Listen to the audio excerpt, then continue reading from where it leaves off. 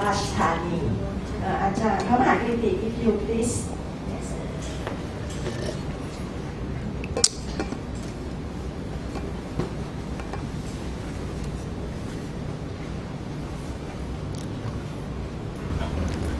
Okay. Yes. Okay. So, okay. Good evening. Sorry. Good evening, everybody. Okay. So today, before we start the session, we do more traditional way. We have a little angel here. He will lead you to recite asking for triple gems and 5 precepts, and also for the Dhamma talk. So this is a very traditional Thai way. Before you receive the teaching, you clean the plate to receive be a good receiver, so to say. Purify your conduct through asking for precept, which is a way to say the commitment to refrain from all the evil things. So your mind will be more pure and ready to receive the true teaching from the Buddha. Okay, so this two will lead you on this asking for triple gem and 5 precepts. This is a little Makkanayok. Namo tassa first. Namo tassa bhagavato arahato samma sambuddhassa. Namo tassa bhagavato arahato samma sambuddhassa. Namo tassa bhagavato arahato samma sambuddhassa. Mayang Pante. Mayang Pante.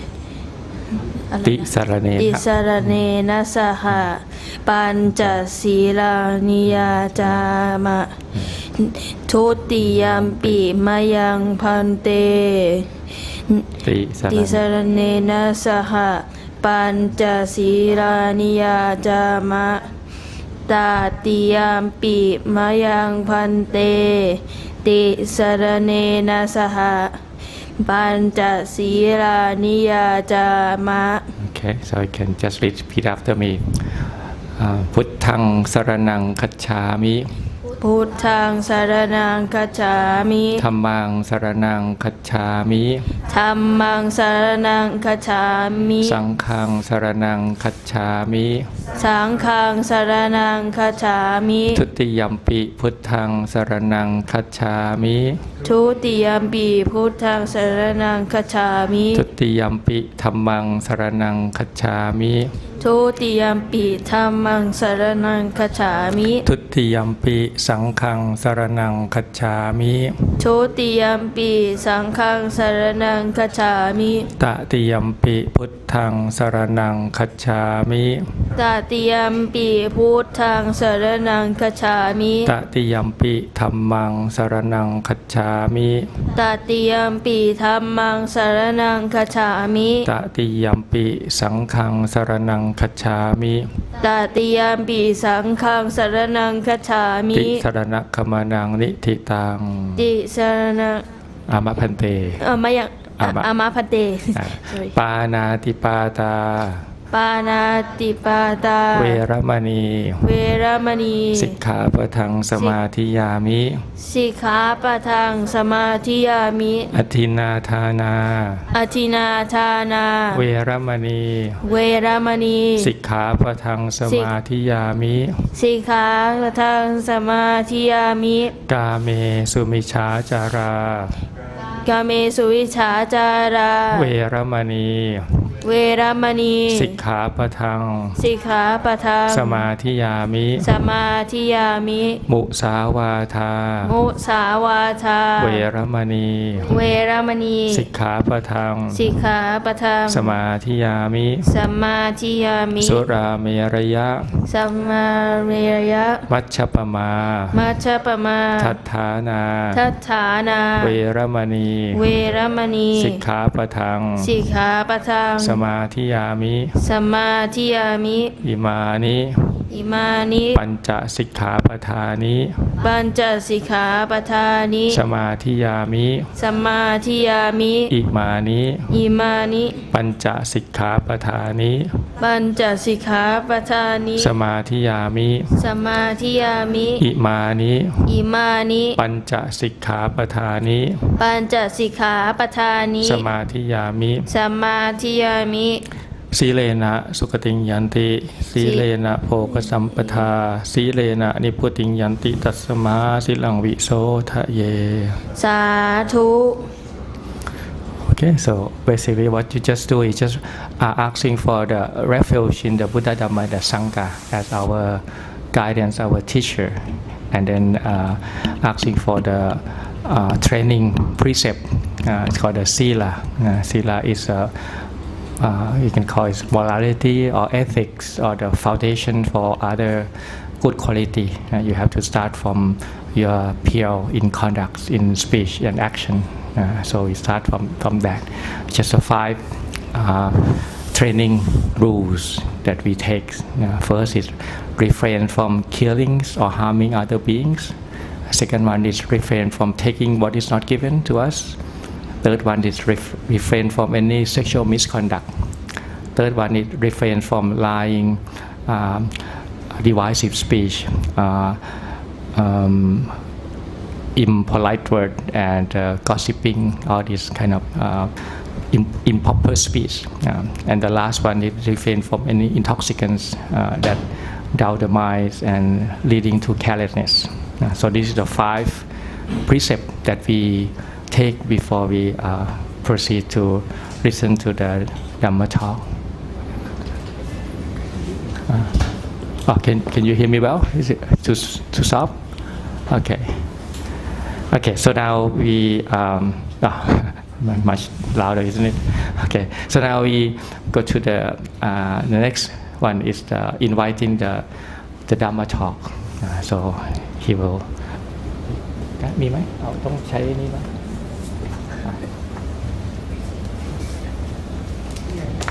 มีไหมอย่าเลยไอ้ก็สวดตามไปแต่ไม่ต้องใช้ไมค์ทำไมอยากตัดไม่ใช่อย่าเลยไอ้ยังเพิ่งฝึกขัดพี่มักเคยสวดก่อนหน้านี้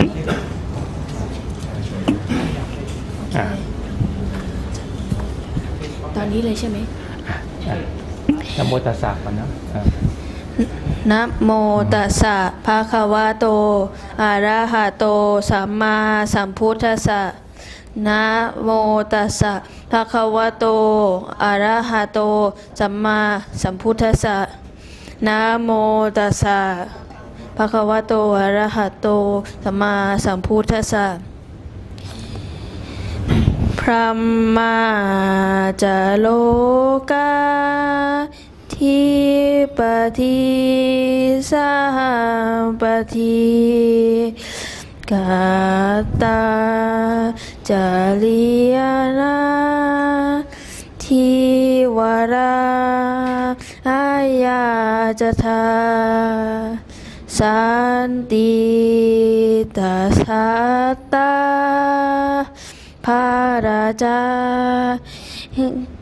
ข้าจาธิกาเตเสตุธรรมัมอนุกรรมพิมัมนี่วันอะไรนะอนุกรรมพิมัมพระจำ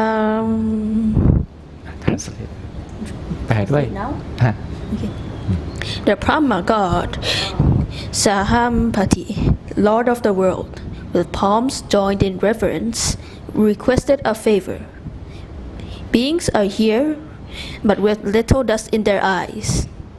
Pray, teach the Dhamma out of compassion for them. Okay. Sadhu, sadhu, sadhu. Okay, so can you hear what he say? Okay, so he just say the Brahma, the king, the god, the Sahampati, put the palm in Anjali, requesting the Buddha to teach the Dhamma. So you know from the story when the Buddha get enlightened at the tree, his mind is bending on not teaching because he thinks the Dhamma is too profound that no human being can understand. So the Brahma is coming down and then asking the Buddha, please, there are some beings that have listen dust in their eye. If they can hear a little bit of Dhamma, they can understand. And then the Buddha decided to teach. So we are in depth of that Brahma, because otherwise we would not hear any Dhamma. It will be darkness of the wisdom from the Buddha.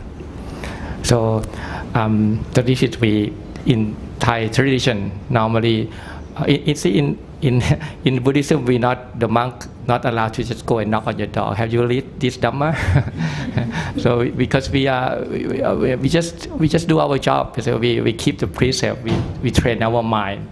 But when people ask for us to share, then we allow to give our thought on Dhamma to you.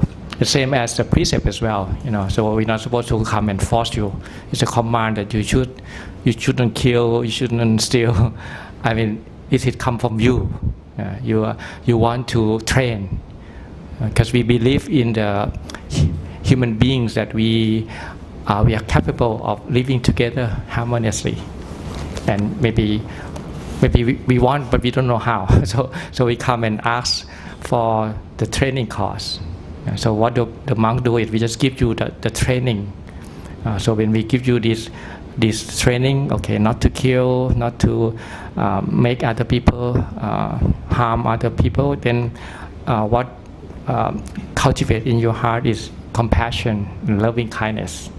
Okay, so and if you're not stealing, then what in that coming after that is the right livelihood. So you have to earn a living lifefully, so not going to steal other people.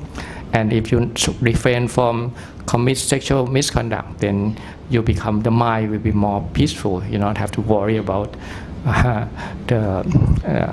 when you have this sexual misconduct, a lot of trouble come after that. And when you refrain from telling lie and commit to the truth, then what you're nourishing is the sense of trustworthy, and you trust in yourself, and therefore you trust others as well. It's go together. And when you refrain from taking any alcohol and intoxicant, what you're saying is I'm revere the cultivation of mindfulness and wisdom. So this go hand in hand. When you stop doing one thing, the positive quality is kind of blossom in your heart. So that's the principle of the Buddhism. So you come in and ask for the training precept, and ask for the sila, and I give you the training precept, and your ethic, your sila will blossom in your heart, and that will be the foundation for any higher understanding. You have to start from the easy one, which is the practice, the conduct of speech and action. Because the mind is very, very refined. If you can't even train your mouth and your action, not to mention your mind, it's probably hopeless. So you have to start from that first. And now when you have the speech and the action that is in line with the Dhamma, then you're much easier to understand what the Buddha teaching is. Okay, so that may be enough for the beginning. So today, I think the topic for today is the Buddha mindfulness and the sati in the Buddha term. So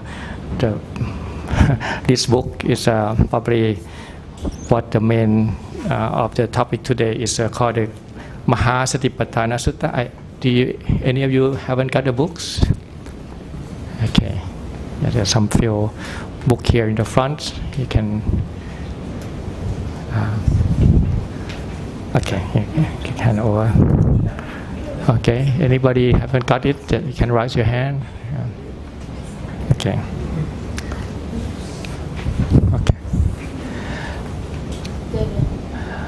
Okay, I think nowadays the word mindfulness is very popular. I mean, if you even you're not religious, you probably encounter the word mindfulness. And if you're not, then you're probably very old-fashioned. Now, mindfulness is in everything day to day. They have even called a Mac mindfulness nowadays. You can like a McDonald's thing. You can go and buy, with a few bucks, you can have this box and you can go in and have this quick mindfulness thing. So, yeah, this become a very popular word, and sometimes people use it very casually, and maybe. So today, because we put the title Buddha-Mindfulness, that means that we want to talk about the sati in the Buddha way, that how he used this word sati, and what's the context of the sati that he's talking about. Because otherwise, if you remove it out of the context, it can maybe you not understand what the word sati is. Because nowadays they have the word sati in many things.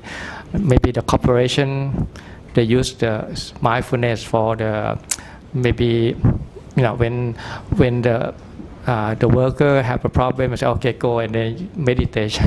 go meditate, and you come out, you kind of you can work more, you can make more money, something like that. Or even like I heard like the Pentagon, they have the meditation room. So you go in and meditate, and you can figure out how can I make a bomb that can kill the most people, So that's not the sati, that's not the mindfulness in the sense of Buddha. That's why before I teach you sati, I insist that you receive the precept first. At least you ask that, okay, I'm not gonna kill, I'm not gonna steal. So that means if I teach mindfulness, at least you use it in the skillful way, not use the sati in the wrong way. Okay. Maybe I tell you the story when I spent a few years in America as a Buddhist missionary in West Virginia, Phramahā Society. So every day we, as a forest monk, we used to go for alms. We carry the bowls, walking back and forth. Usually people don't know what we're doing. We just carry the bowl. It's a good exercise, by the way. It took me two months to get one apple. So most of the time people don't know, but that's okay. I just kind of enjoy walking, enjoy the scenery. But one day when I walk on the path on the road, there was the car passed me, and then the car was kind of stopped.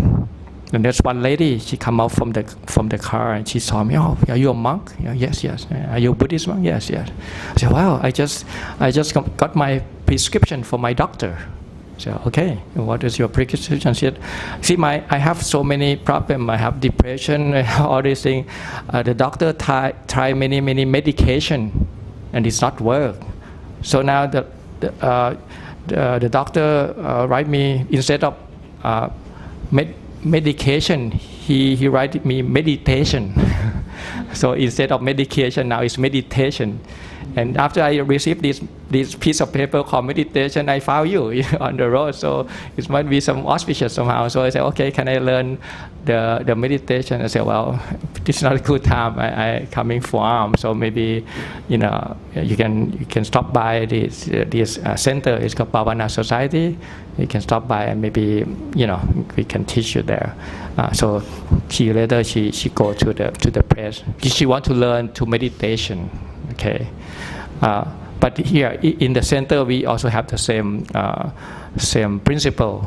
Before we teach you meditation, we ask you at least keeping the precept first.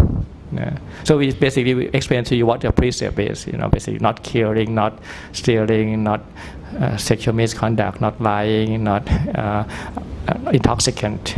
And then she agree. And actually, it's very interesting when the Westerner understand the precept, they take it very seriously. They say, well, it's a good idea. Why didn't I do it for a long time? So she decided to take it for the rest of her life, which is sometimes it's opposite of Thai. Thai, we take it all the time, but we're not really seriously. After you take it and then come back and you take it again. That means they're not seriously thinking about it. But for the Westerner, they really think about each one. They ask for the detail, what is the meaning of this. But when they know what it is. They tend to be very very acceptive, and then yes, it's all the good idea. It's all good stuff. Why shouldn't I do it for a long time? I think that maybe help her in other mental things as well, because most of the thing that you have in terms of problem is because you don't have a good feeling about yourself. Sometimes you have self-hatred somehow. But if you start with at least, I'm not gonna harm anybody, come what may, I just not gonna react. I just gonna let it end here. I'm gonna further make it more worse. So just keep this precept. I think it's very good foundation for everything. If you want to have any prosper in any meditation or what it is. Okay, so with that start, maybe we can go in the detail of this Mahasatipatthana, because we want to know what the Buddha teach, so we have to go to the source, which is the Tipitaka. This is the thing that the Buddha left to us. This one has two sections. The first half is in Thai, but the second half is in English. So we can turn to the second half. We call the Great Discourse on the Establishment of Mindfulness, and I can show you that the way we do in the traditional way, we keep the Pali and then we translate. So I think it's good to learn. It's not that difficult to learn the Pali. So I hope that maybe it inspires some of you to learn more about the Pali. But because nowadays we have a lot of things saying that Buddha say this, Buddha say that, and how do we know that Buddha say this or not? I think the fair thing is to see whether it have a Pali or not. If it's Pali, then the Buddha says that, because the Buddha, everything he say is recorded in Pali. So that's a very maybe the way to see. Okay, if it's in Pali, maybe that the Buddha say. And I think nowadays they even have a thing called the Buddha doesn't say that, because sometimes people put everything in the Buddha mouth and then make him say. But Buddha say something, but you have to maybe ground it on the Pali to go back to the original teaching of the Buddha, and we can study on that. Okay, so we can start with the page 1 in the second half. So I can show you to maybe do some traditional way to learn it's very way of when you recite it. It's a very auspicious word, because people get enlightened from this, even though you might not understand it, but you keep it and then we translate and we can try to understand. Because if you understand it, you get enlightened, but you're not, so we translate into your language. Either I'm translating into Thai, but you can translate into English. Okay, so we can start with this, the first session of Mahasatipatthana Sutta, the Great Discourse on the Establishment of Mindfulness. If we do the left side and we go to translation. Evaṃ me suttaṃ ekaṃ samayaṃ bhakkhavā guru suvihārati kamma sathamma nama guru na nikamo tattarako bhakkhavā bhikkhu amante si bhikkhavoti patante tite bhikkhu bhakkhavato paccasso sung bhakkhavāเอตทะโวจาเอกายโนอายังภิกขเวมัคโคสัตตานังวิสุทธิยาโสกัปปริเทวานะสัมมติกัมมายทุกขโทมานะสานังอัตถังขมายยายัสสะอธิขมายนิพพานัสสะสัจฉิกิริยายายะทิทังจัตตารโรสติปัฏฐานะกัตตเมจัตตารโรอิทาภิกขเวภิกขุกายเยกายานุปัสสีวิหารติอาตาปิสัมปชาโนสติมาวินัยยโลเกอภิชาโทมนัสสังเวทนาสุเวทนานุปัสสีวิหารติอาตาปิสัมปชาโนสติมาวินัยยโลเก เกอภิชาโทมนัสสังจิตเตจิตตานุปัสสีวิหารติอาตาปิสัมปชาโนสติมาวินัยยโลเกอภิชาโทมนัสสังธัมเมสุธัมมานุปัสสีวิหารติอาตาปิสัมปชาโนสติมาวินัยยโลเกอภิชาโทมนัสสัง Thus have I heard.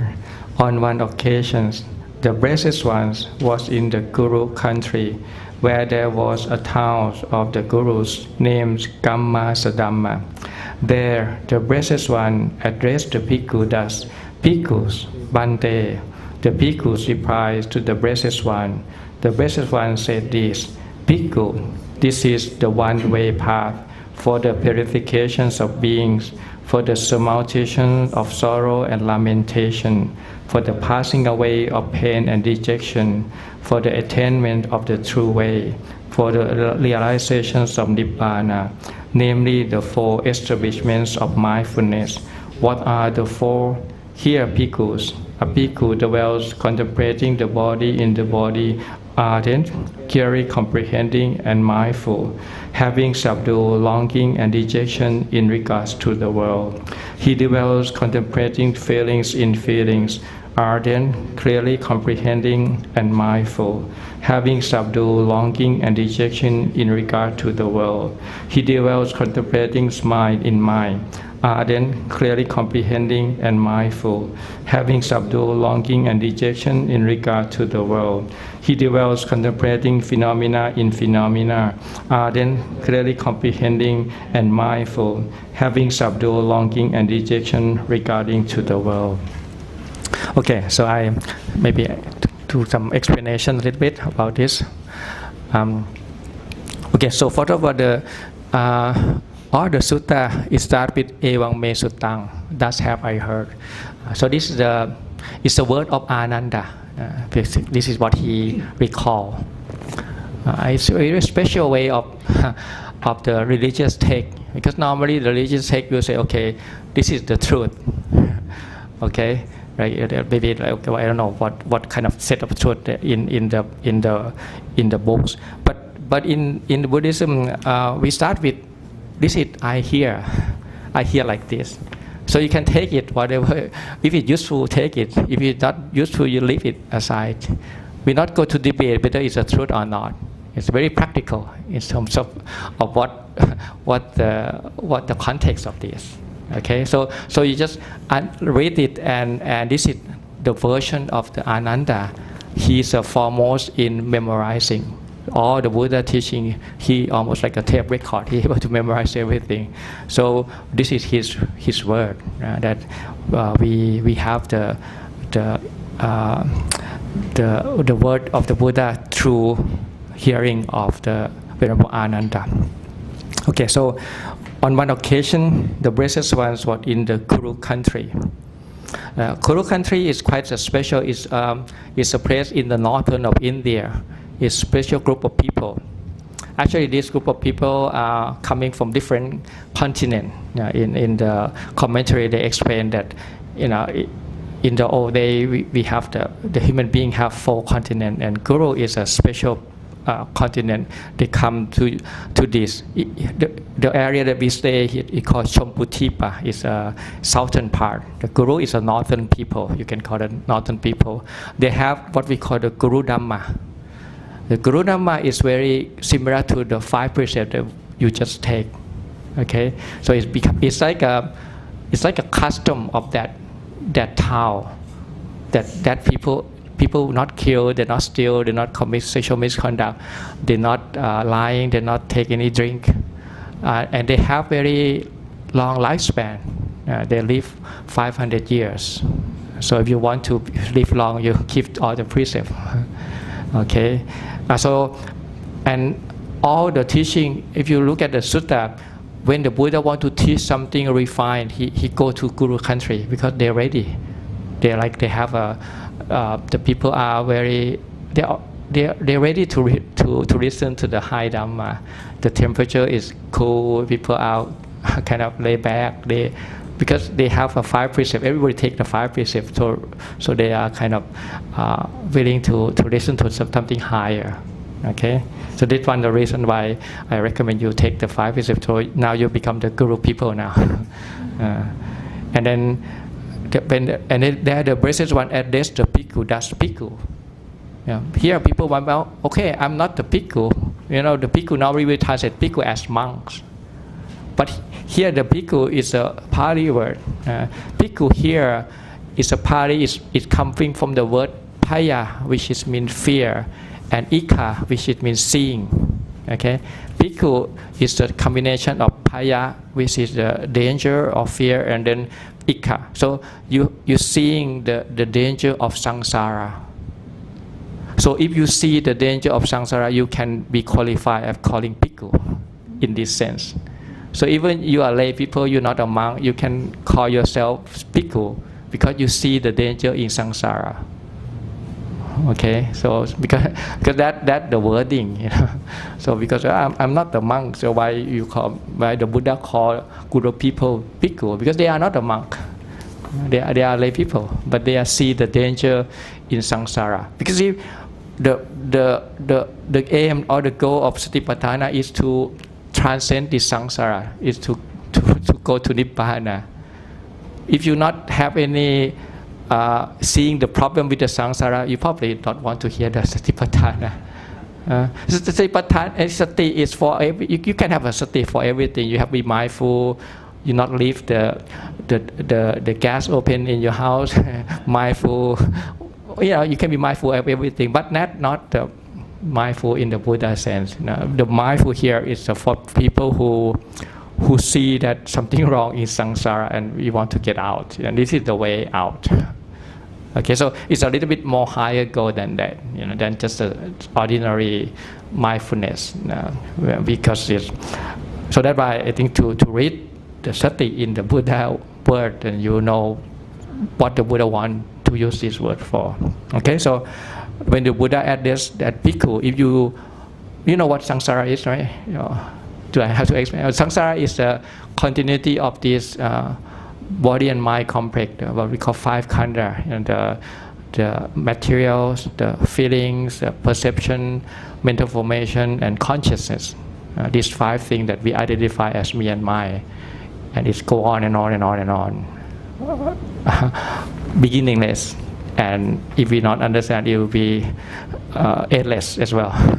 So we trap in this, and the Buddha, he's find a way out, what we call nibbana. And nibbana is when the samsara stop, it's no longer going on and on. Okay, so this is the way, what we call the one-way path. The word in Pali is called ekayano.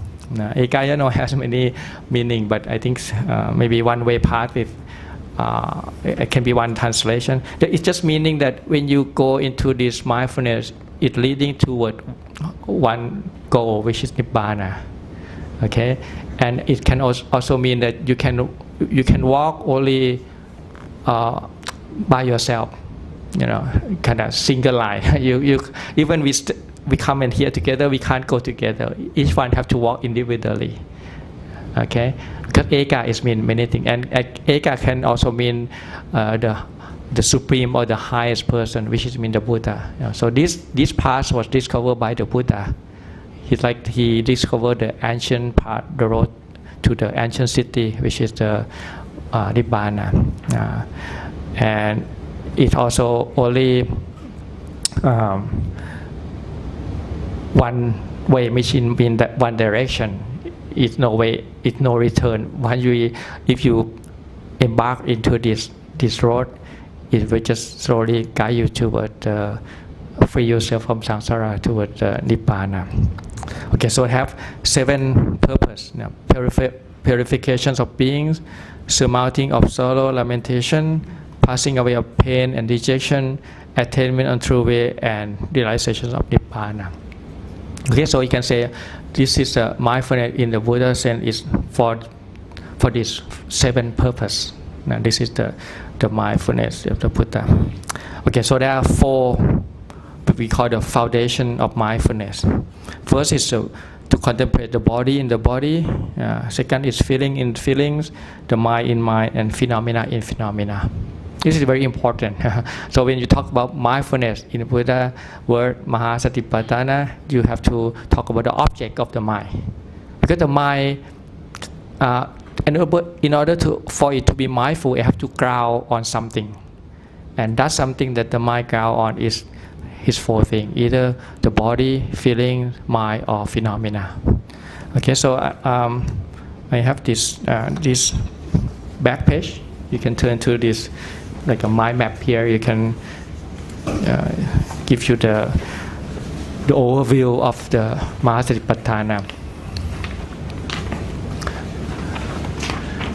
Okay, so the contemplation of the body, okay, kaya, and then contemplation of the feeling. Can you see it? Almost the last part is just the day before the last one. Contemplation of feelings, contemplation of mind, and contemplation of phenomena. A bit small print. Hopefully you can see it, but it's very good. But you can see all in one page, so you know that what we're gonna talk about. We probably don't have enough time to talk for every topic, but at least you know we will cover a few of those. Okay, so contemplation of the body, there are 14 of them. Okay, start with the breathing, which is probably the most common. If you go to any meditation, they probably teach you this, the anapanasati. Okay, so that number one. And the second one is for posture. Everything can be ground for mindfulness. You know your posture, the sitting, standing, walking, lying down. It can be mindfulness in every posture. Okay, and then number three is clear comprehension. This one is a minor movement. When you grasping on thing, when you stretching, bending, everything can be object of mindfulness. Okay, and then number four, unattractiveness of the body is also another topic, which is very unpopular. Because I remember when I in New Zealand, we have a session like this in a monastery. So I was thinking, what should I teach the group here who come and listen to the Dhamma? So I think we should talk to the topic that people not talk about it outside the monastery. So I decided to talk about unattractiveness of the body. So I spent the whole hour talking about how disgusting of the body, this 32 part and thing. And by the end of the talk, there was the guy sitting in the back. He just come up to me and he said, your talk is not pleasing the customer. I said, well, yeah, okay, thank you. He's very frank to me. So I mean, yeah, it's not going to be pleasing customer because you don't want to hear that, and you're not going to hear that outside because, well, you can lose a customer. People are not going to come back to you. You're going to be end up nobody come. But I think this is the thing that why you have a monastery, because sometimes you have to hear something you don't want to hear. That your body is not that beautiful. I mean, maybe nowadays people are so endowed in this beautification. You have the filter, you have all these things that make you look nice, but actually you forgot about the true reality of life, that the body is not that beautiful. It's full of things to keep prop them up. It's a lot of full of disease. In the end, it's going to go all sick and then die. So it's good to come back to that. That this is the Buddha. He wants you to be mindful of this unattractiveness of the body as well. Because when we attach to the body so much, then it leads to a lot of unskillful things, and sometimes you try to keep the body look good, but then you don't already lost your mindfulness, and you already ignore the fact of reality that in the end the body is just gonna go their own way. It's not gonna listen to you. Okay, that number four, and then number five is four elements. So again, this can be the ground for mindfulness. The fire, the earth, water, fire, and wind elements. In the end, it's a physical thing. It's just these four come together. And then number 6 to 14 is 9 channel ground. It's even more unpopular. So, but I think it's good for you to know what is the nature of the body. Even though you die, but the body is still there for you to contemplate. Because if you not contemplate the body when it die, you're gonna grasp another body. So why don't you study the body? Of course, not your own body, because when you die, you go to the next existence. But so you can start other people's body. Your body gonna be the same, right? When you die. Okay, so that's how they contemplate this. You go to the China ground, you look at the body, and that will be your destination when you die. It can be the same thing. Okay, so to able to see the whole process from the first breath that you have, when you take a first breath in this life, and then when your body becomes scattered as a bone from dust to dust, so to say. So it's good to study the whole process of what we call the body, or we call our body. Actually, it's not our body, but now we attach to this as our body. If we not contemplate it, we're going to attach more and more body. We're going to have a lot more suffering. So this is the way of getting out. First, you have to understand very well what the body is. Okay, so that will be 14 way of contemplate the body. So maybe we can do few of those today. Okay, so we can maybe go back to this page 2. Now we start with contemplation of the breathing. Kayanupassana, Anapana. Okay, come back to page number 2. Okay, we will do the Pali and then translation. Katanca bhikkhave bhikkhu kaye kayanupassī viharati itha bhikkhave bhikkhu aranyakato va rukkhamūlakato va suññākārakato va nisīthati palaṅkaṃ ābhuṣittavā uccungkāyaṃ panithāya parimukhaṃ satiṃ upaṭṭhapetavā so sato va assasati sato passasatiทีขังวาอัสสสันโตทีขังอัสสสามีติปชานาติทีขังวาปัสสสันโตทีขังปัสสสามีติปชานาติรัสสังวาอัสสสันโตรัสสังอัสสสามีติปชานาติรัสสัง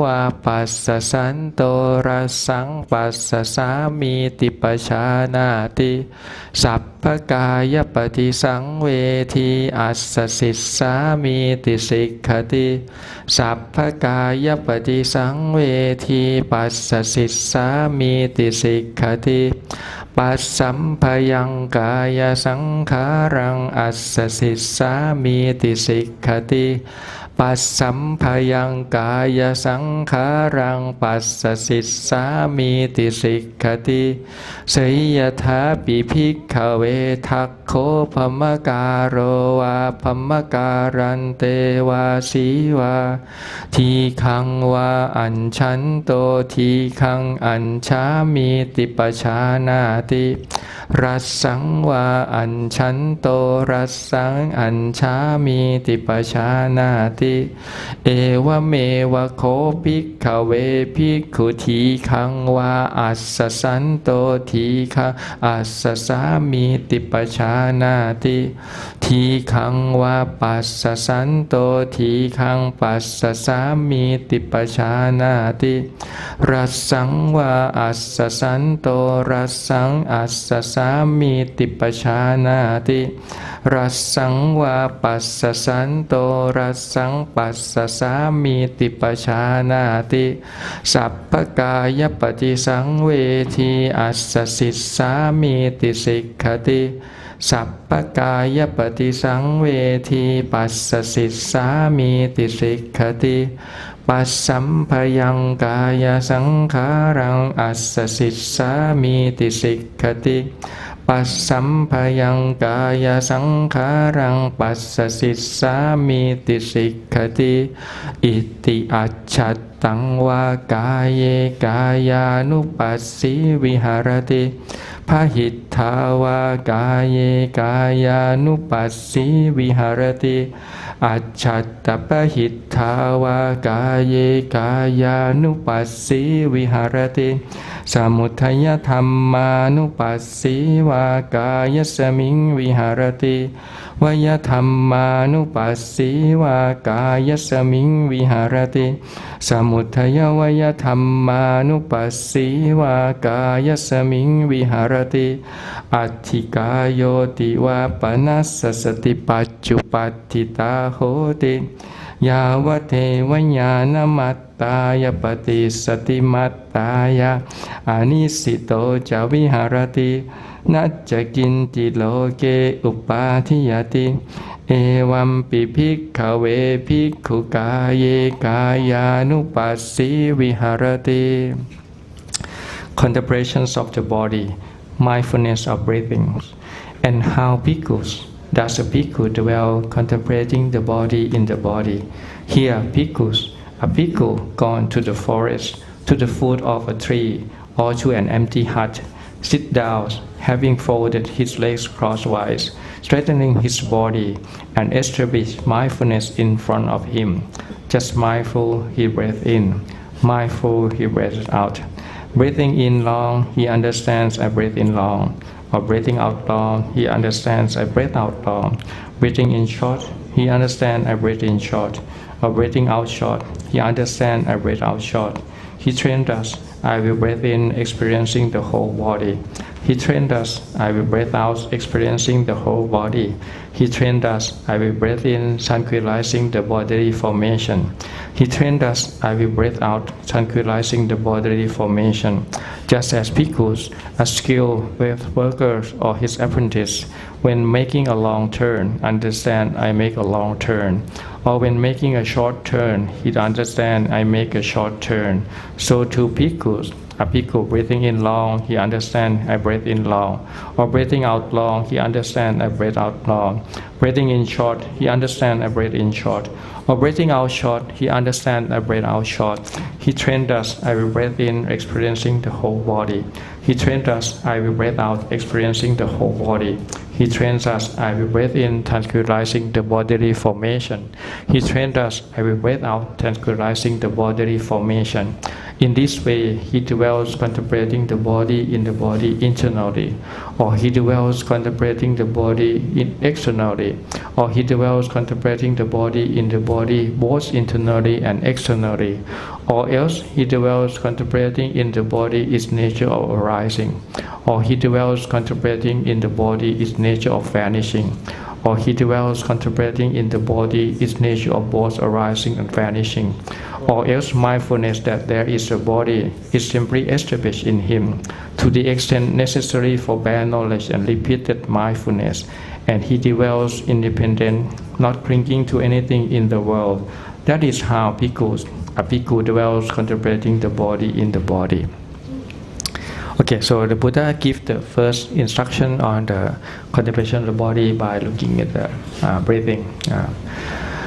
Okay, so because the breathing is very refined, so you need to find the proper place, either the forest, foot of the tree, or an empty hut. So here is an empty hut. We can because some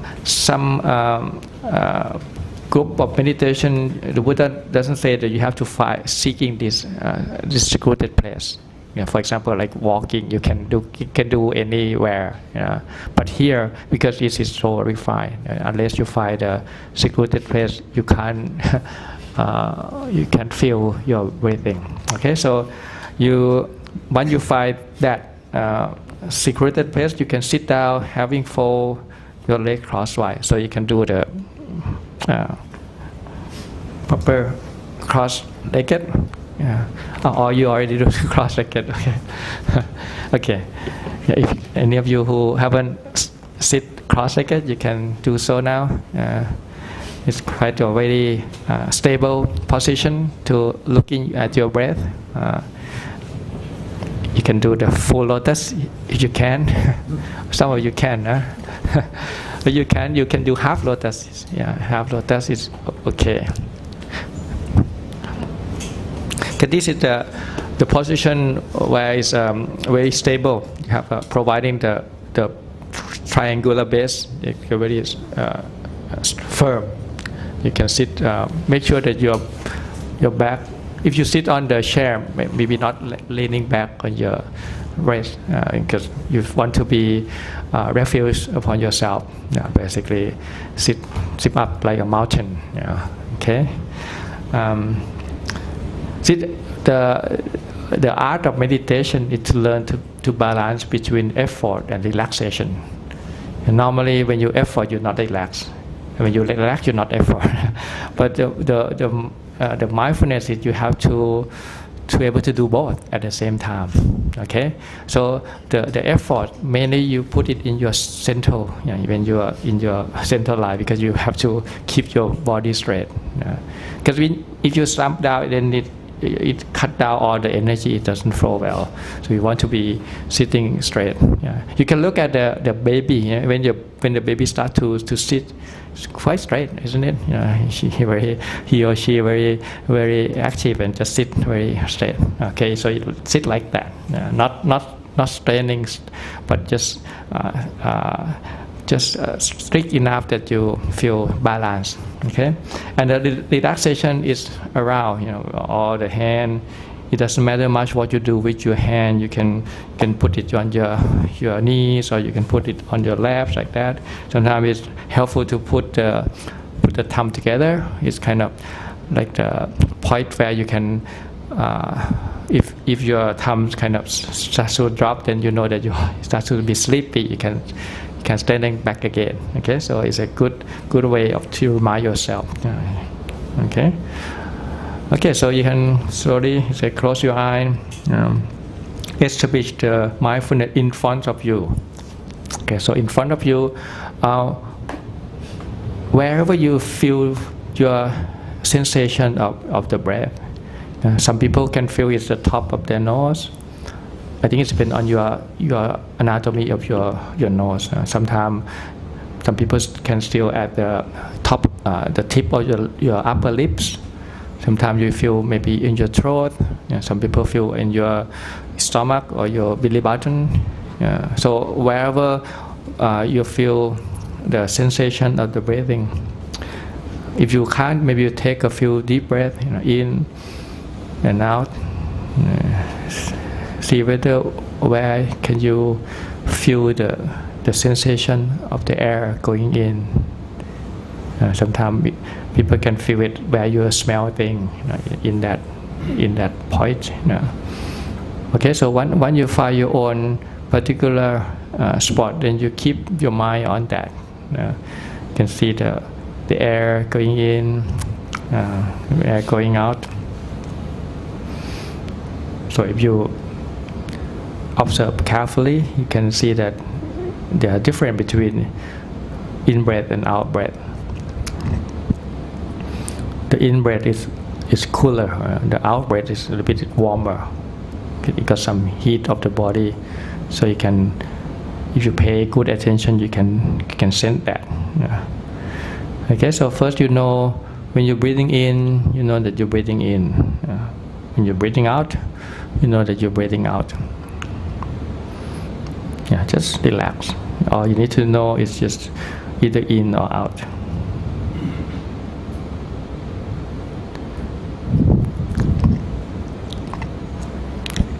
And then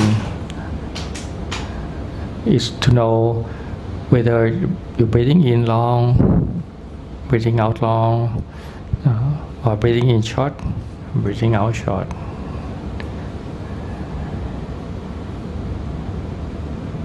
You just compare with your previous breath, with whether it's shorter or longer.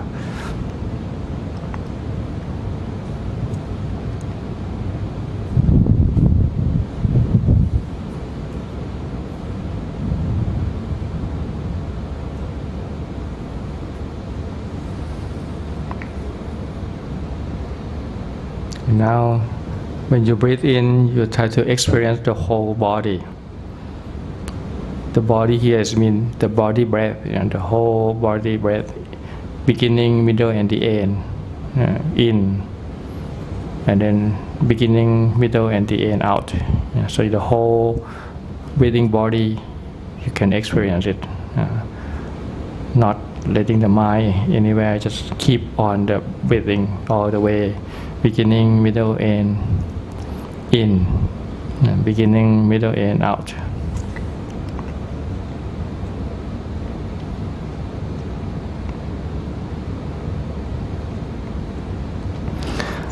You can notice the pause in between. When you're breathing in, beginning, middle, and end, there are some tiny bit pause in between where it's totally still, and then start to be breathing out, beginning, middle, and out, and end, and then pause. Okay, you can notice the pause in between breathing in and out.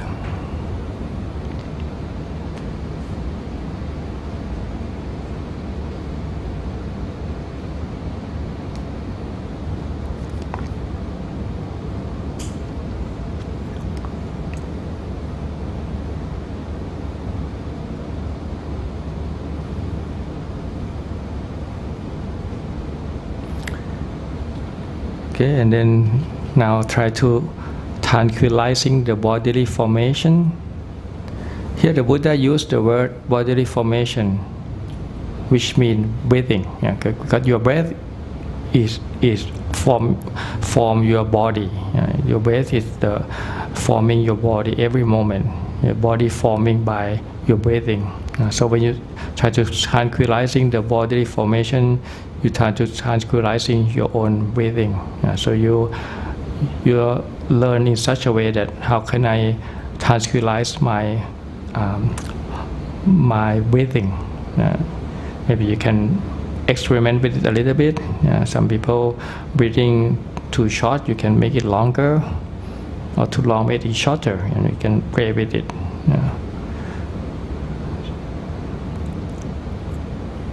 So it's a whole exercise that you can do. You train your mind how to tranquilizing the bodily formations.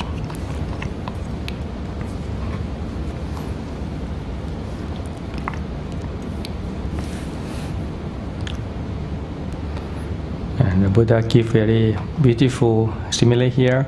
Skilled breath worker, when he make a long turn or short turn, you can looking at your breathing like that. Sometimes I use the picture of the potter.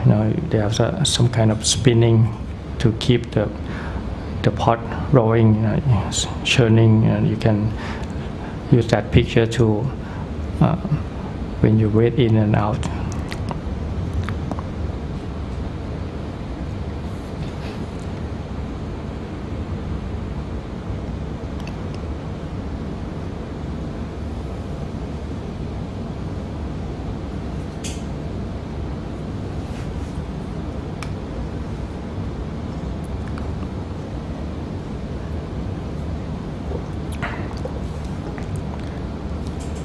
So for people who don't know what breathworker or potter, maybe you can play yo-yo when you were young. Like it's like this toy that you can play, going in and going down, going up.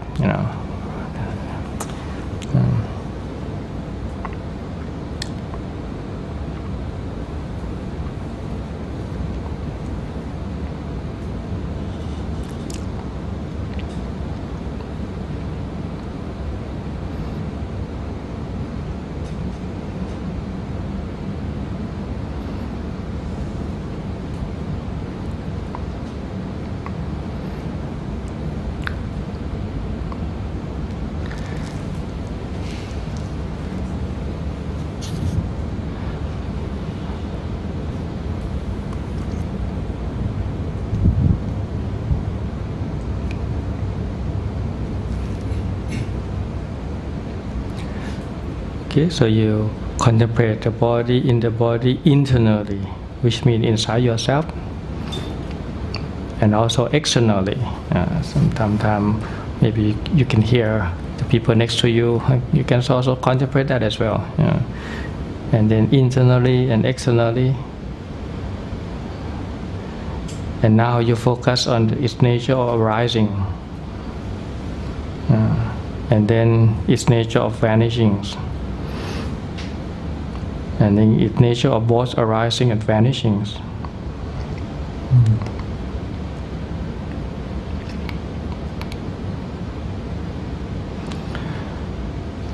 So the mindfulness that there is the body is simply established in you, but it's to the extent of bare knowledge and repeated mindfulness.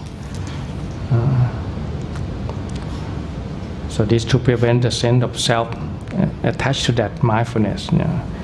The mindfulness is just a natural process. It doesn't belong to you or anybody.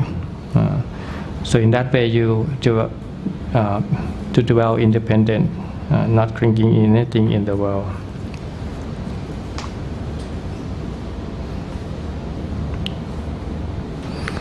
So this is how bhikkhus dwell contemplating the body in the body.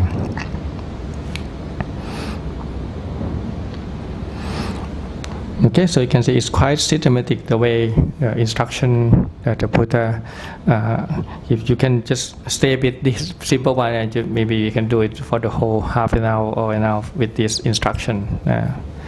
But this is almost like when you recite it, it rearranges the thought process. You think like this, because normally we not think like this. We think all over the place. But when we try to keep the mind on just on the breathing, and then use that as a grounding for mindfulness, and you first the body, the breathing, and you know that this breathing is conditioned the body. You can know the connection between your breathing and the body. When your breathing become refined, your body also refined, and you can see the connection there.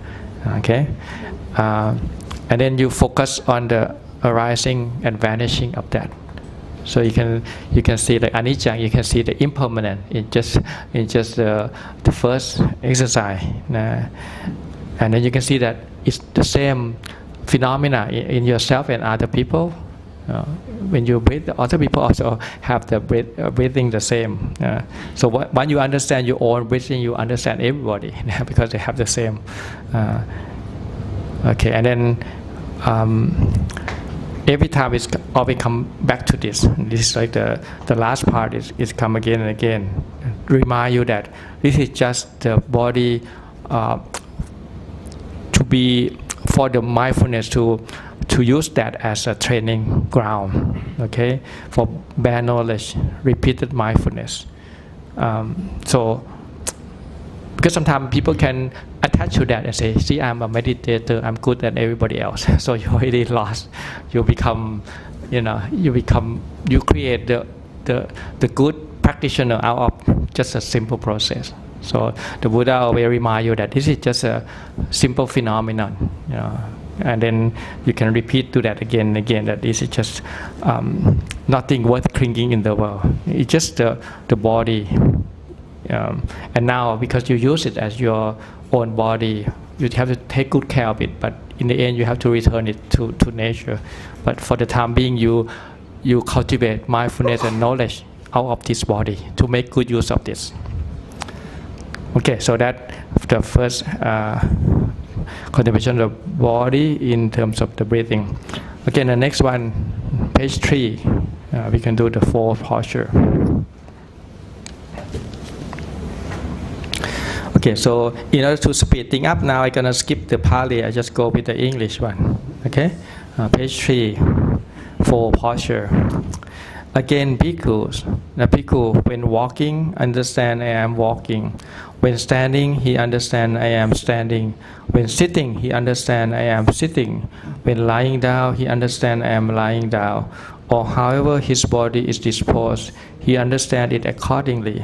In this way, he dwells contemplating the body in the body internally, or he dwells contemplating the body in the body externally, or he dwells contemplating the body in the body both internally and externally, or else he dwells contemplating in the body its nature of arising, or he dwells contemplating in the body its nature of vanishing, or he dwells contemplating in the body its nature of both arising and vanishing, or else mindfulness that there is a body is simply established in him to the extent necessary for bare knowledge and repeated mindfulness, and he dwells independent, not clinging to anything in the world. That is how a bhikkhu dwells contemplating the body in the body.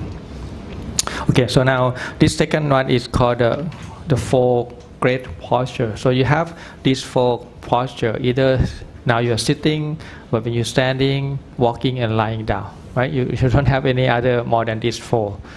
So you can be mindful in this posture that this is just a body. It's not your body. It's just a body that now is taking the sitting position. You can be mindful of this. Sitting is like this. So what is sitting? Sitting is when your lower body is kind of folding and then your upper is straight, right? So this is called sitting. And when you're standing, both are stretching, and then you're walking. So why we do this? Because so we want to cut this what the sense of self, the continuity of I'm the one who walk, I'm the one who sit, I'm the one who lying down. Actually, each one of these posture have their own cause and condition. So for example, now you sit because you have intention to sit, and because all of this mechanism is working well, then you sit. And when you stand, it's another set of cause and condition. You have an intention to stand, and now your body kind of prop up and you stand. So you can see that it's almost like the robot, it kind of move because of intention. You have intention like this, and then you just move. Okay, so this is the purpose is to dissect this sense of permanent self, that I'm the one who do all of these things, into just chop it up, and then it's just each one have their own cause and condition. Okay, so this thing also help in terms of meditation, because sometimes you can't sit for so long. Normally you maybe half an hour or an hour, and then you're already very full of pain. Okay, so you can shift your mindfulness, but you still maintain mindfulness, but rather than on the breathing, now you can do, say, walking meditation or standing. Maybe not lying down first, okay? Because now when you're lying down, it's very difficult to be mindful when you lie down, because normally you feel to sleep. It's very advanced step. I would say maybe not for the beginner. Beginner, you sit standing and walking, okay? So it's much easier to be mindful. And for some time people can do, sometimes people find being with the breathing very difficult because the mind is not refined yet. So you can start with walking or standing. It's quite it's easier to do the mindfulness with movement. We call it active mindfulness. And once you walk maybe half an hour and you come back to sit, you can find that you can detect your breathing much easier because you're breathing harder. So you can try that. Some meditation teacher, he start with this big posture first, rather than start with the breathing. I think it's maybe worth trying, especially for people who, when you sit, you think so much. Maybe walking is easier to slow down. When you walk, you can be because your sensation of the posture when you move is much easier to follow than your breathing. Okay, so if you're thinking so much, maybe you just walking and then be mindful of your movement, and then when you're thinking already slow down, you can come and then sit. You have any question? Okay, yeah. So it's just sometimes you just have to assess your mindfulness at that point, whether which kind of practice would be that that may be suitable for me now. Because especially if you have so many things in your head, to switch it to the mode of being peaceful with your breathing, maybe it's a bit too big of the gap, so maybe you have to do either more kind of active, either thinking or movement. Movement is very good because you also have the exercise and stretching up. Okay, so that the posture, and got this. Another one is clear comprehension. So clear comprehension is a minor movement rather than just a big one. Now you go with the detail of grasping, touching, everything.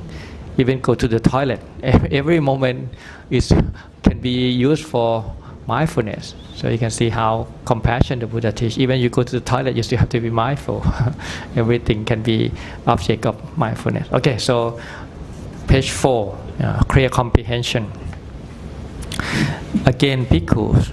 A bhikkhu is one who acts with clear comprehension when going forward and returning, who acts with clear comprehension when looking ahead and looking away, who acts with clear comprehension when bending and stretching his limbs, who acts with clear comprehension when wearing his robes and carrying his outer robes and bowls, who acts with clear comprehension when eating, drinking, chewing, and tasting, who acts with clear comprehension when defecating and urinating, who acts with clear comprehension when walking, standing, sitting, falling asleep, waking up, talking, and keeping silent. In this way, he dwells contemplating the body in the body internally, or he dwells contemplating the body in the body externally, or he dwells contemplating the body in the body both internally and externally, or else he dwells contemplating in the body its nature of arising, or he dwells contemplating in the body its nature of vanishing, or he dwells contemplating in the body its nature of both arising and vanishing, or else mindfulness that there is a body is simply established in him to the extent necessary for bare knowledge and repeated mindfulness, and he dwells independent, not clinging to anything in the world. That is how bhikkhus, the bhikkhu dwell contemplating the body in the body. Okay, so now with all those minor movements, you have to be mindful. It's called clear comprehension, sampajanya. Sampajanya is the one name of wisdom, but it's a wisdom that's based on the body. It's kind of wisdom of the body, how the body moves or interact with the thing. So first you have to know the purpose, why I'm doing this. Okay, maybe because you are thirsty. Okay, maybe you're thirsty. Because of the thirsty, you reach for the glass and you put it and then drink. And you know what is the path toward that. That is straightforward and not what is a suitable mindfulness I should do at that time.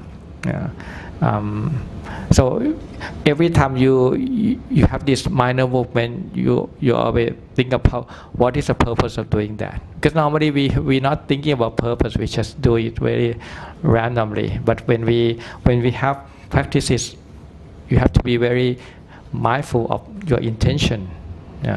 Say why we do what we do. There's a monk who practices very strictly. Every time he moves, he have to know his intention.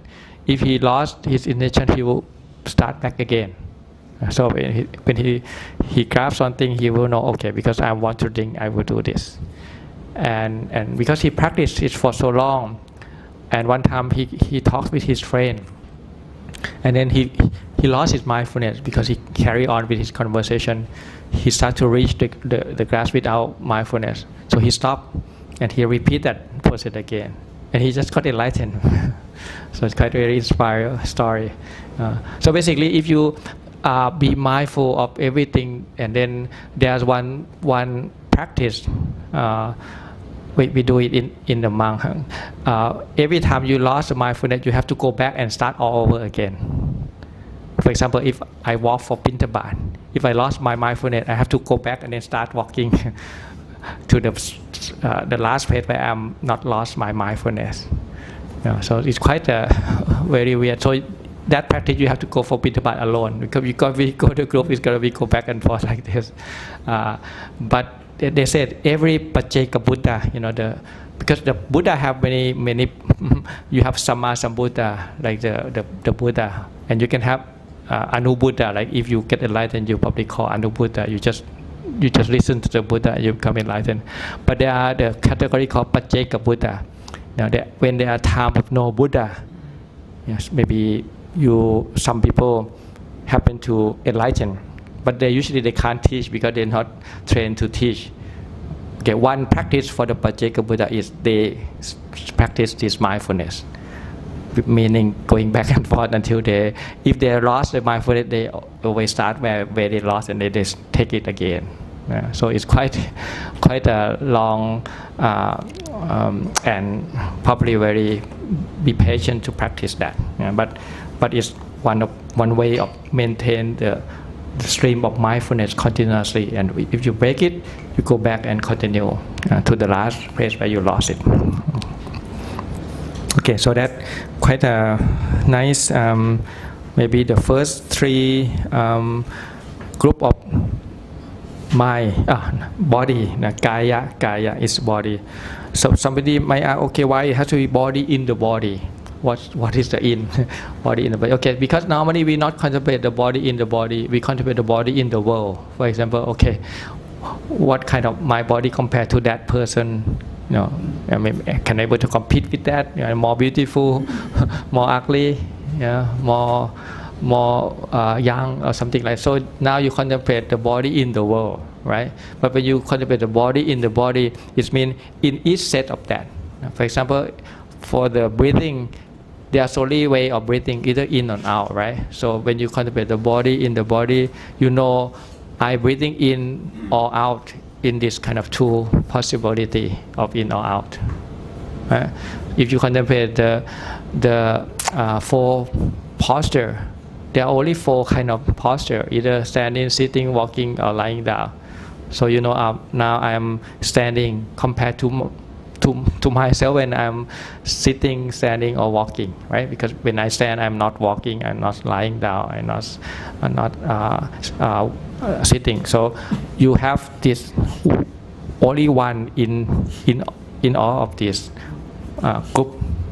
Okay. So the purpose is to cut the sense of the self, that each one have their own causing conditions. So you can see that it's not one single thing that doing in and out. It's just different intention.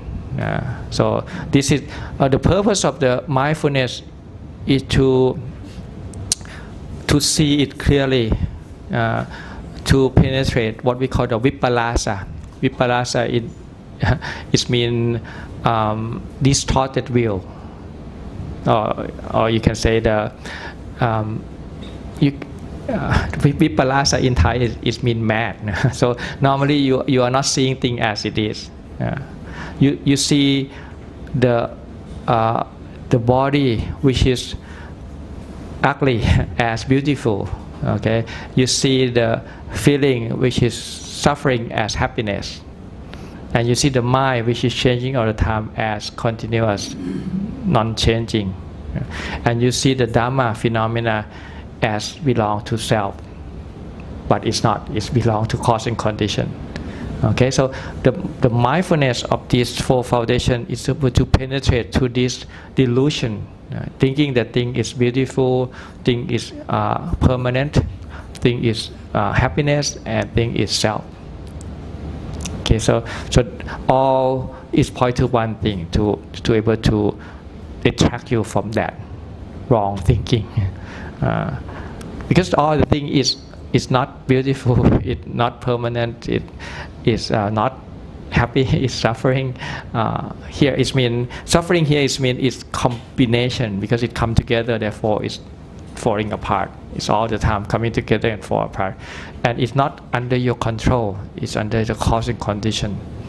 So that's the whole process of mindfulness. When you're able to slow down and be focused, shine the light on that, and then see what you think is permanent. Is it permanent? If it stay the same, or it's changing all the time, and why it's changing? Because it's causing condition, and what is condition for that? So it's just going tracing back, and you can see that it's no entity as self that controlling thing. It's just because thing cause, then you have this result. It's always the chain of reaction, one leading to the other. So the mindfulness is the first step where you shine the light of mindfulness and you start to see clearly what's going on. Okay, so the purpose is to get you out from that clinging to this body and mind as me and mine, and then just get out. Okay, so maybe I'm not go to the unattachedness of the body because I want to please the customer. Otherwise we all go on. So maybe I keep you here first and then go to the next one. Okay, go to page 11 because we have a short time, so I just go to the Vedananupassana, contemplation of the feeling. Page 11, we just do the English. And how bhikkhus, that a bhikkhu dwell contemplating feelings in feelings. Here bhikkhus, when feelings are present feelings, a bhikkhu understand, I feel a present feeling. When feelings are painful feelings, he understand, I feel a painful feelings. When feelings are neither painful nor present feelings, he understand, I feel a neither painful nor present feeling. When feelings are carnal present feelings, he understand, I feel a carnal present feeling. When feeling a spiritual present feeling, he understand, I feel a spiritual present feeling. When feelings are carnal painful feelings, he understand, I feeling a carnal painful feelings. When feeling a spiritual painful feelings, he understand, I feel a spiritual painful feeling.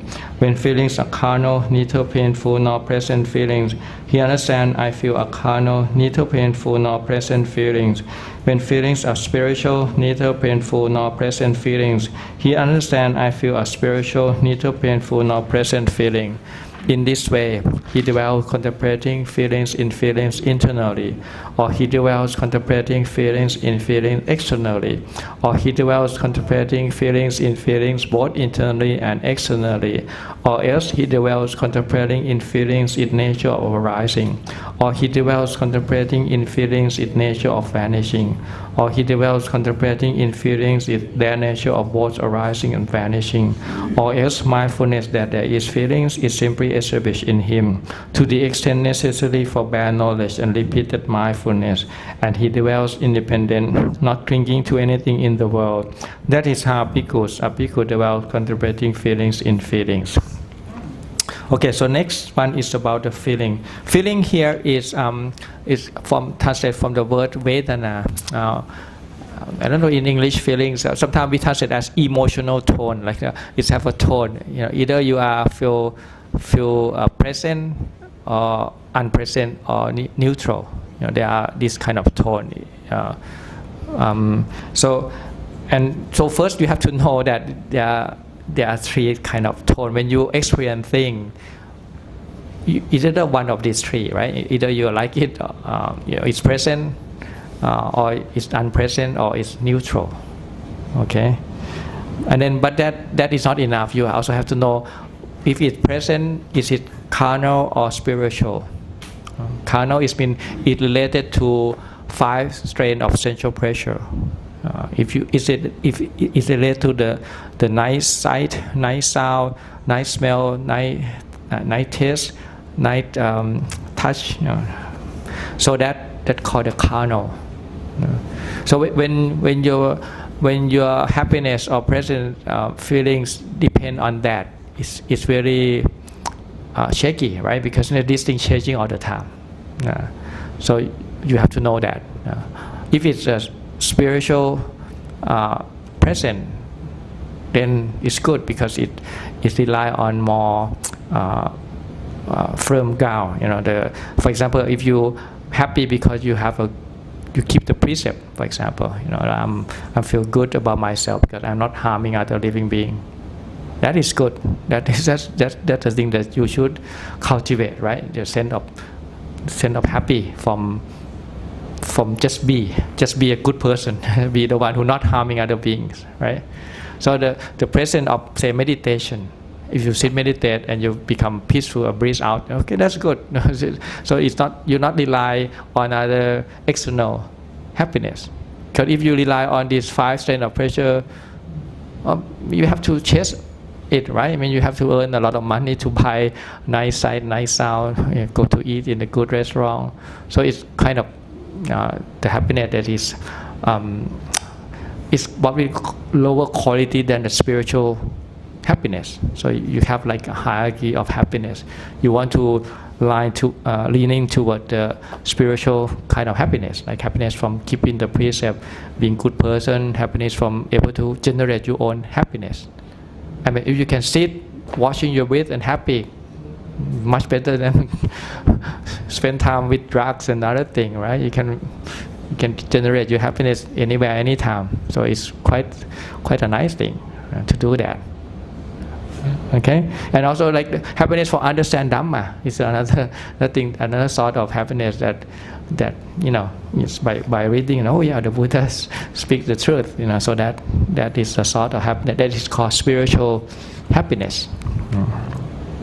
The same is for painful, right? You have a painful that relate to sense pressure, right? When for example, like war nowadays, because of people, they want the sense pressure, and then they either one people got it, it's kind of zero-sum game. One people got, the other one lost, so they're fighting. So this is the painful that coming from sensual pressure, right? War is the end of when people have a conflict. But when you have, say, the painful that come from spiritual, for example, if you sit here, meditate, oh, my back is pain, my joint is pain. Well, yeah, it's painful, but you have to train yourself. It's a painful feeling that have purpose. When you pray and when you get used to it, then maybe you get better. So this is called spiritual painful, which is make your life more meaningful. So I mean, it's kind of your life have to have some kind of thing you have to fight in order to feel to do something. If everything is so smooth, then you probably not gain anything. So it have to be you have to go against something, and that something is what we call the painful, maybe the friction that you have to endure to gain anything, right? Okay, so that's what we call the spiritual painful. Either if you have to painful to keep the precept, maybe from your background it's very difficult. Maybe you come from the maybe gangster or whatever. You got hit, but okay, I'm not. I can keep a precept.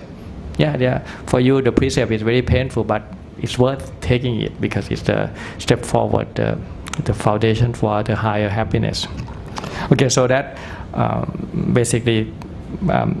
Contemplate the feeling, know what source of feeling, happy or painful. If it's the carnal or sensual, then it's not safe. You try to cultivate the spiritual kind. Okay, so that contemplation of feeling. Next one is the mind. Page 12. Contemplation of the mind. And how does Bhikkhu?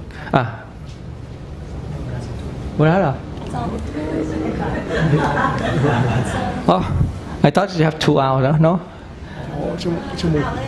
Half and a half. Oh, okay, only half. Okay. Okay, I think we can have some short question and answer for audience. Okay. Okay, well, mostly half of the mindfulness. So we not mindfulness, it's half mind. Okay, so because I think we leave time for Q&A from... Any questions? No? โอเคครับไม่มีครับอาจารย์ Okay.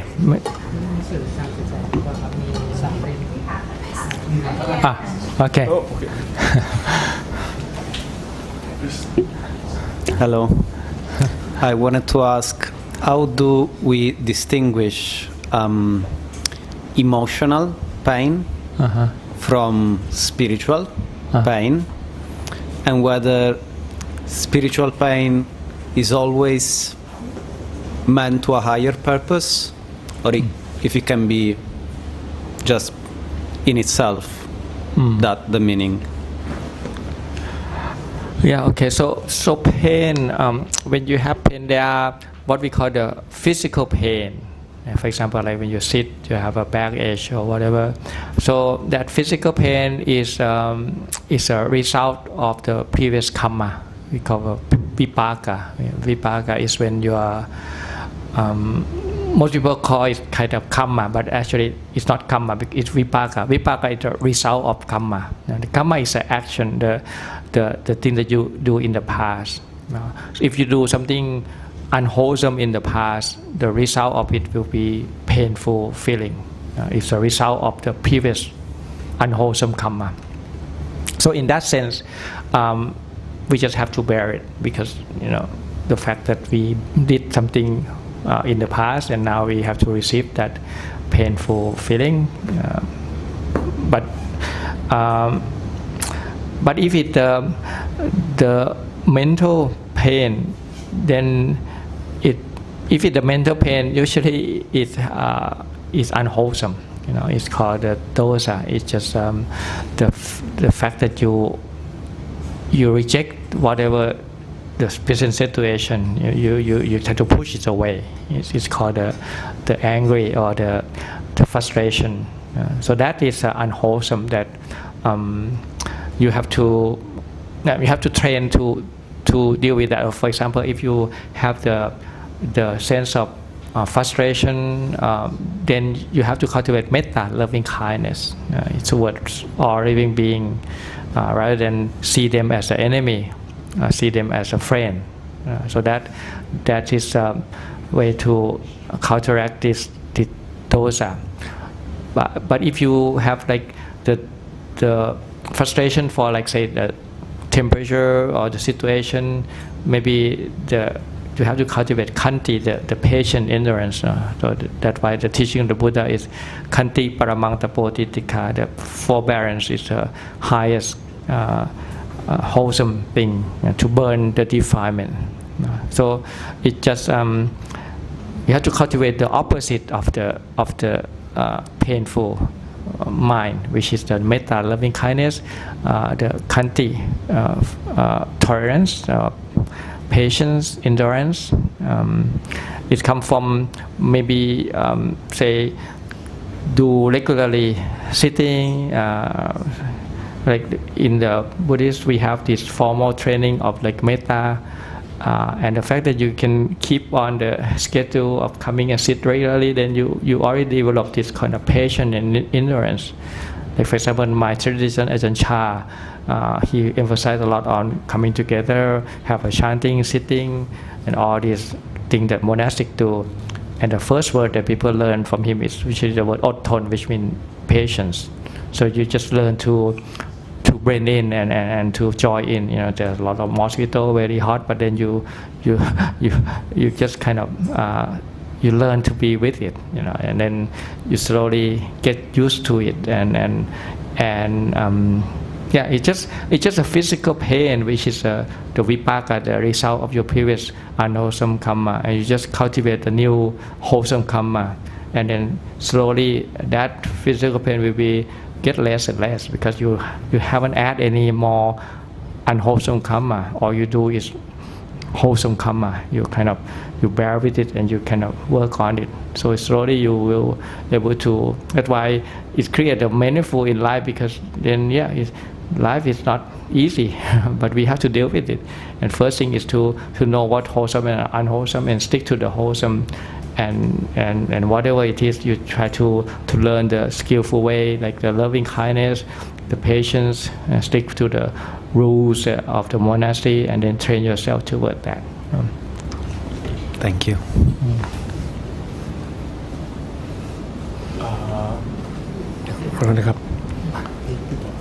Two questions.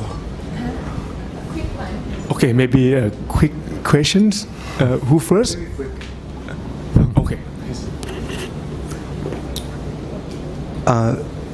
From the last question, when the Buddha says spiritual feeling, what is the Pali word for spiritual? Spiritual is called, karma is called,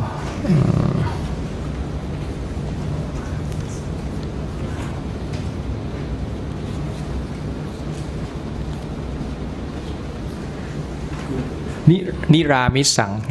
It's called Niramis. Amisa is mean actually amis it mean is what called the unripened, like you have a raw meat called amis. Amis is the fact that it's raw. It's raw. The niramis is you can say maybe well done. The thing that is not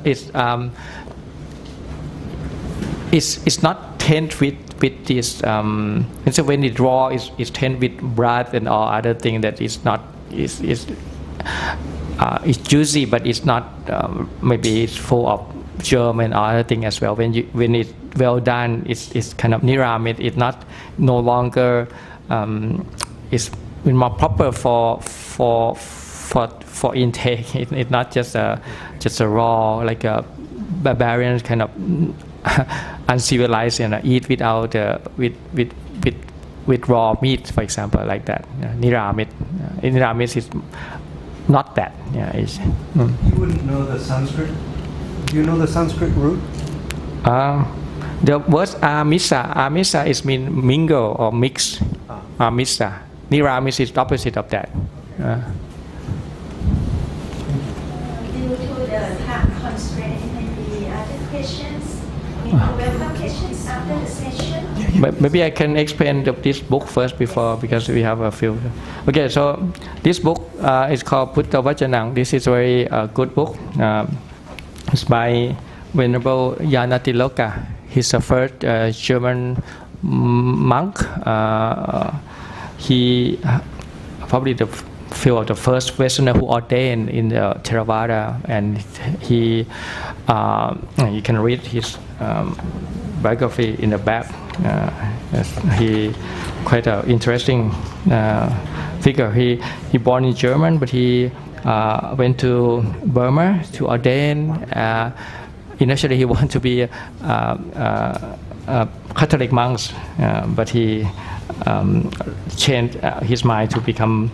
He overheard some kind of philosophical discussion, and he decided he wanted to be a monk. So he go to Burma to ordain, and he went to Sri Lanka for study Pali. He experienced with some of the Thai monks there. Okay, so he come back and he decided to translate because he see that it's so few straightforward text from the Buddha, and most of them is a word of the teacher. Okay, so he go, and because he learned Pali, so he can dig out all the important in the Tipitaka, because it's so huge. So what to do is sometimes you lost. So he just picked the essence of the Buddha teaching, and he reform it in terms of the Four Noble Truths. Okay, so it's make it just we can call it a selection of him, and it's very nice because he rather than have to go and read the whole sutta. Like today we try to finish Mahasipatthana, it's quite long. So rather than have to go through that, he just picked the essential of each sutta and then put it together. So it's very nice. So here you have a Pali and you have an English translation. So I would encourage you to, if you want to know what the Buddha say in his own word, it's very good source of things that you can read, and hopefully that maybe some of you who interested in Pali, you can go and find out. Nowadays, we have a good source now with the AI. You can do a lot of good things with it. You can learn the language here. You can even go in each word and if you ask the root, they can give you the root. I would recommend for me when I train my AI, I give it the name Pali expert. I tell okay, you are the Pali expert. You know all the Pali grammar books. You also know all the Theravada, because you don't want to mix with the Mahayana. They have so many ideas, so you have to keep it clear on the Theravada philosophical kind of system. So you are Pali expert. You know all the Tipitaka, and then you need commentary, a sub-commentary. You need to know Visuddhimagga or the Abhidhamma. You have to be expert in that, because that's how you explain the philosophical aspect of it. And then you can basically ask him. He basically good job. He analyze all the rules, and he give you all the detail of the very important key. and you can learn a lot.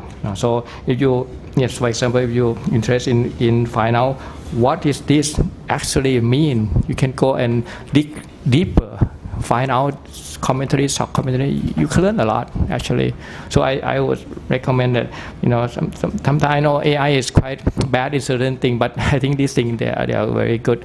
They know very well, and you can do a lot of understanding from it.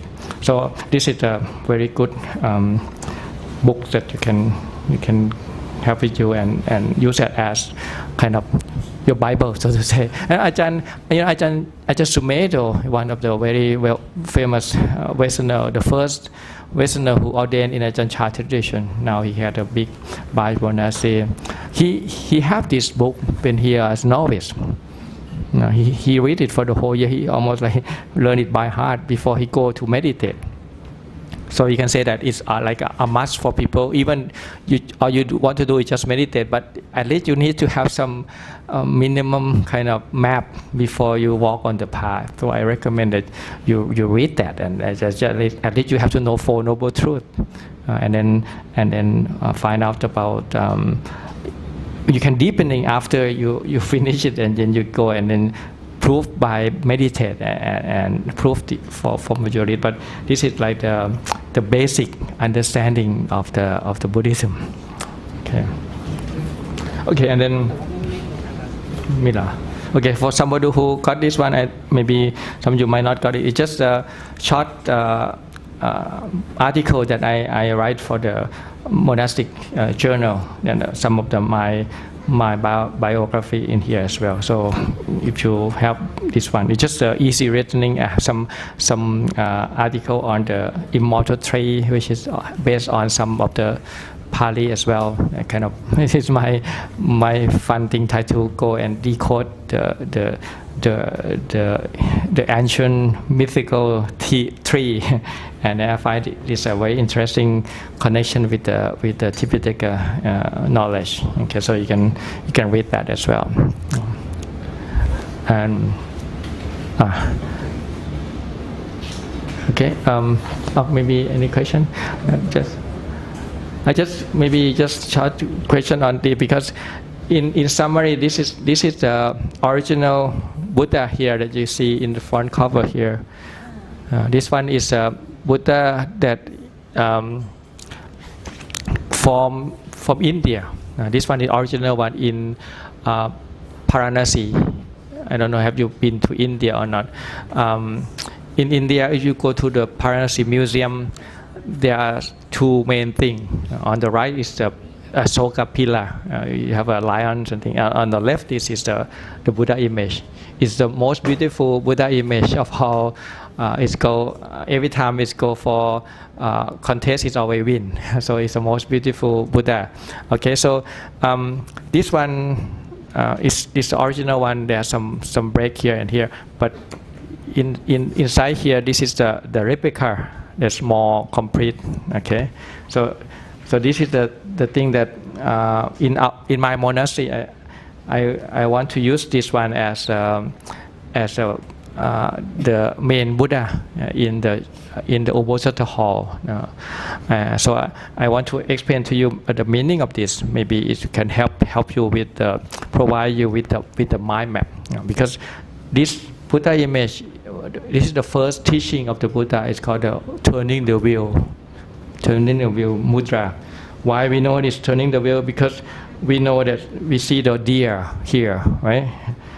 Yeah, you know that in Buddhism, the Buddha give only 2 sutta in deer park, okay? Because we have a deer here, and there's the 5 ascetics, the first group of monks who understand the first teaching. So it's down here, and we have a lady and her child, and so there's 7 altogether. So, but this posture of the Buddha, he teaching the turning the wheel. What he teaching is the Four Noble Truths. Okay, so Four Noble Truths, you can put your hand, put the thumb and index finger like this, and then turn inward. Okay, so this is the left hand. Okay, the right hand is doing the same. Okay, but putting upward, and then put it behind the left hand. Put the middle finger on this. Okay, this one up. The right hand going up, going face upward, face outward. Okay, and this one face inward. Okay, good. So now, like the Buddha here, or you can look at in your books. Okay, so this represents the Four Noble Truths. Okay, this is the key of all the Buddha teaching. Everything it come out from this. Okay, so this is suffering. Okay, the first truth. Suffering is the body and mind, the thing that we identify as me, and it's going on and on, rebirth. It's called Phava Chakra, the samsara. This is the samsara. You know the word onion? O-N-I-O-N. You know what onion is? Okay. If you try to find the essence in onion, you can't find anything, right? When you cut it, it's just ring after the ring. This is the self. That is no self there. When you cut two onion, you cry because it's no self there. And you try to attach to anything, it's changed, and you cry. So onion is on and on with eye in the middle. And then you try to find eye, you can't find anything. It's just a ring of samsara. It's a formation, basically. You create your own self each minute, and you're grasping onto it, and you cry when you get too close to it. Okay, so that's a Phava Chakra. It's a dukkha. Okay, and what is the cause of dukkha? Is the Buddha said in the first sermon, there are three kind of craving: craving for sensual pleasure, kama tanha; craving for existence, bhava tanha; and craving for non-existence, vibhava tanha. So these three type of craving, this condition, this is the cause of this. Because of craving, you grasping onto this body and mind, and you try to make it yourself, but it never work. It haven't been, you can't now, and it will not be. So that's why you're chasing your own shadow, and it never work. So this craving is a cause of suffering. So this is called okha. Okha means the whirlpool of samsara. Okha, it's a Pali word.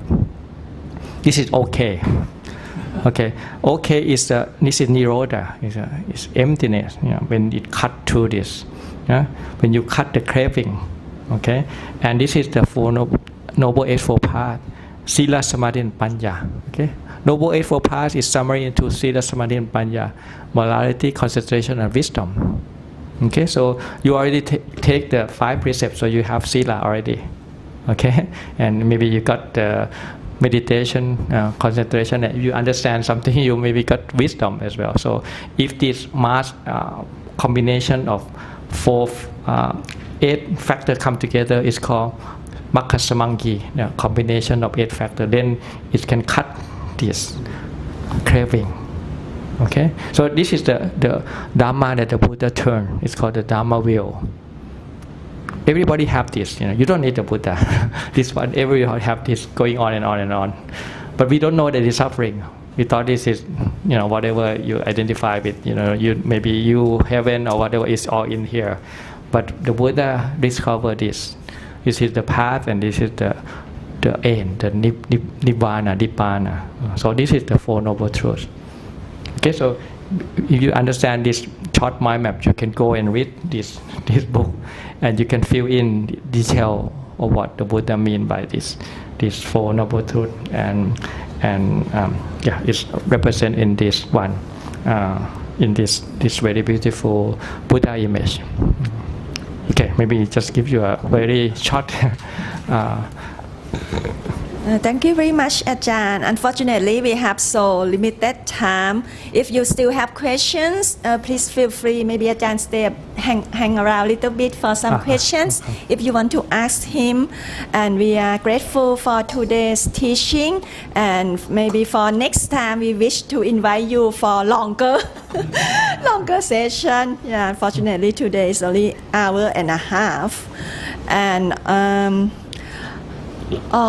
yes, and also today, even though today is so short. We already got the book here, and Ajahn is also doing an online teaching every Tuesday from 6:30 to 8 p.m. Thailand time.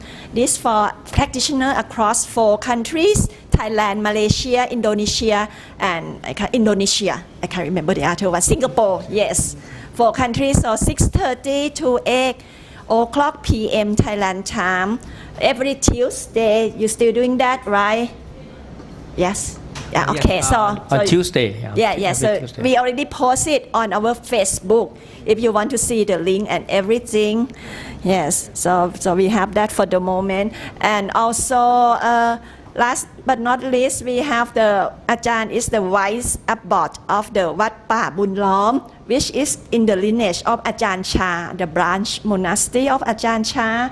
And in Ajahn Chah lineage, we know that they're not big in terms of buildings, but this is once in a blue moon. Actually, we have getting a collection for the nation to build the temple hall and the stupa. Stupa will house the relics, the Lord Buddha relics from Myanmar, and also Lord Buddha relics from the Puthakaya, India. So this, the first time we doing the donation to build the temple hall and the stupa. So normally we have a guest speaker box, so Ajahn will donate all his, speaker money into building this stupa and the temple hall. If you are willing to contribute, there's a nicely, the purple box there, and also our regular box outside. So we will be grateful for that. And lastly, at the end, if you can help put the chair through. Put the chair and the cushion at the back. Okay, and next time, next Monday, we have Robin Moore. So he's our regular speaker. So if you want to join, you can see the details on the website with Robin Moore. Yes. Thank you. Okay, bye-bye.